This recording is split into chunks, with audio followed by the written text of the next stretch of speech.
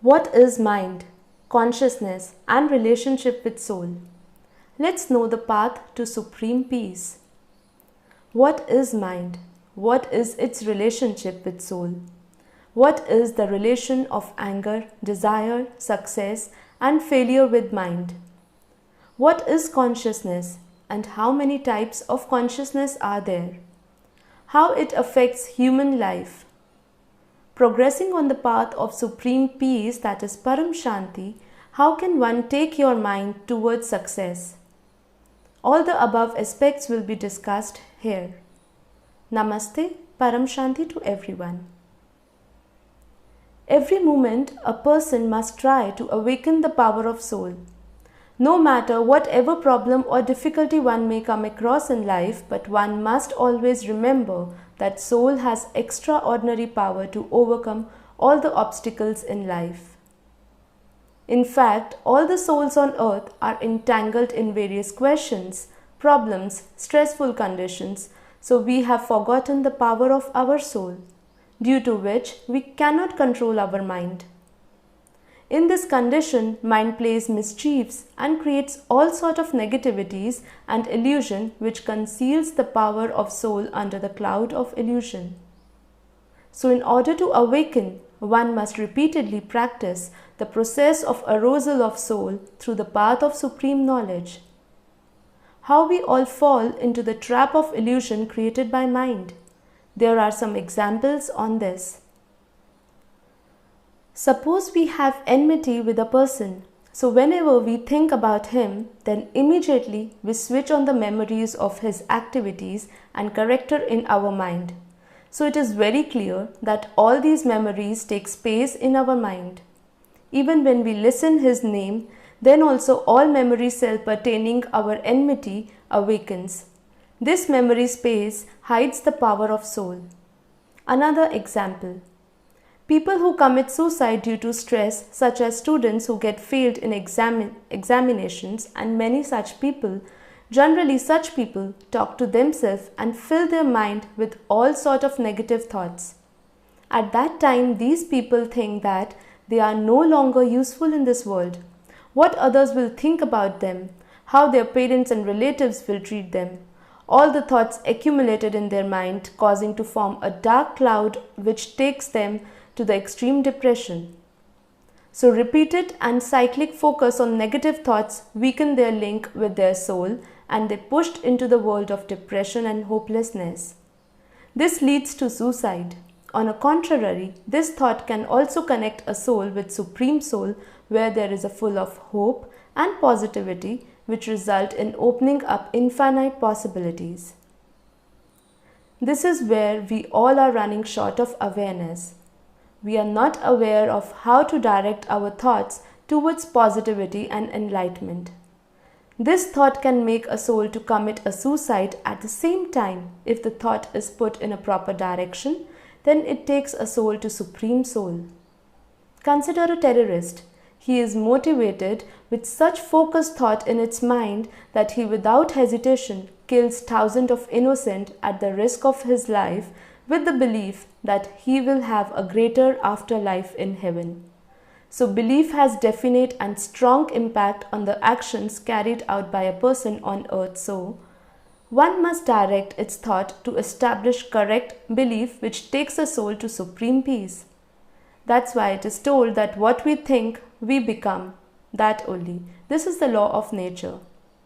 In Srimad Bhagavad Gita, it is told by Sri Krishna to Arjun to focus his mind and intellect only on Supreme Soul and wash out every thought from mind. In this way, if one meditates upon me, then one day one will reach to me only.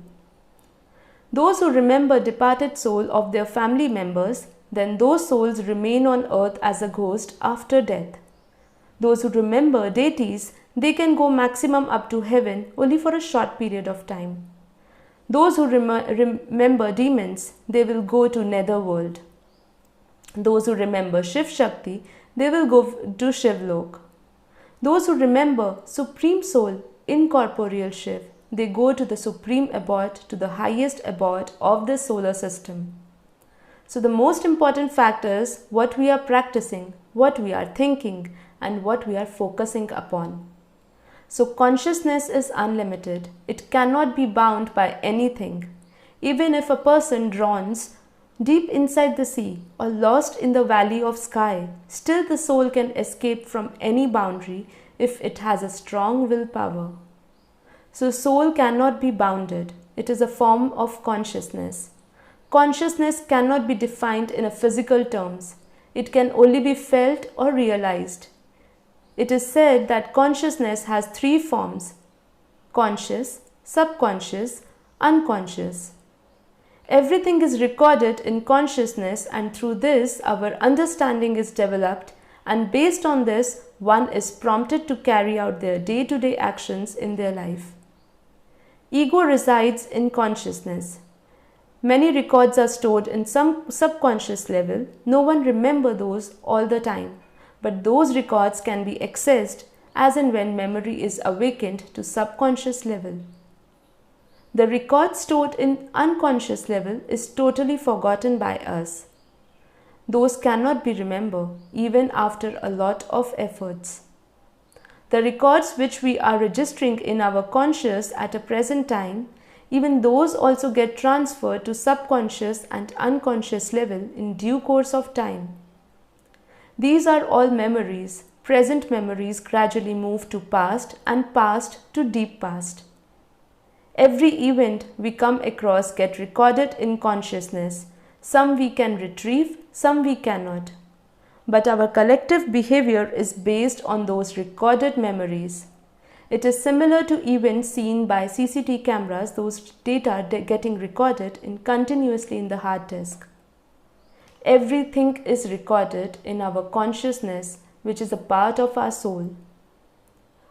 Those records will emerge at appropriate time when proper environment is created. Always one should use intelligence to focus on the fact that we all are here for transformation of this creation and for spreading supreme peace only.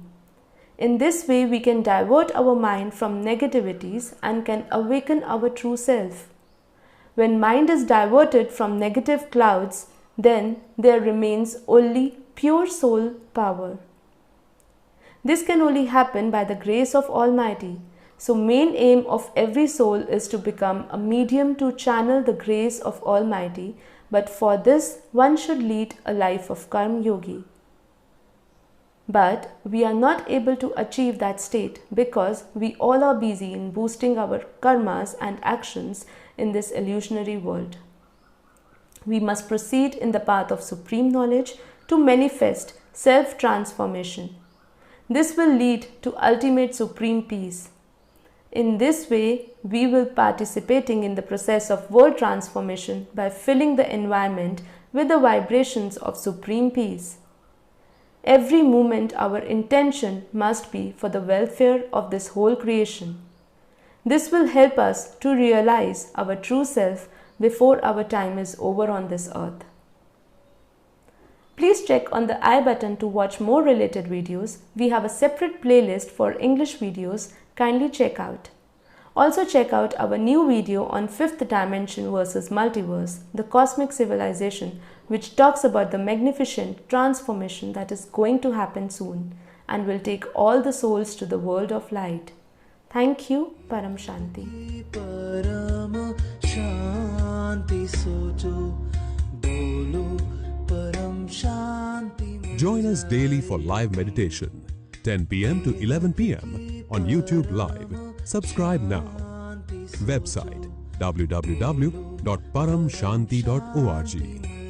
Email us anand@paramshanti.org. Like, share, subscribe. Join today.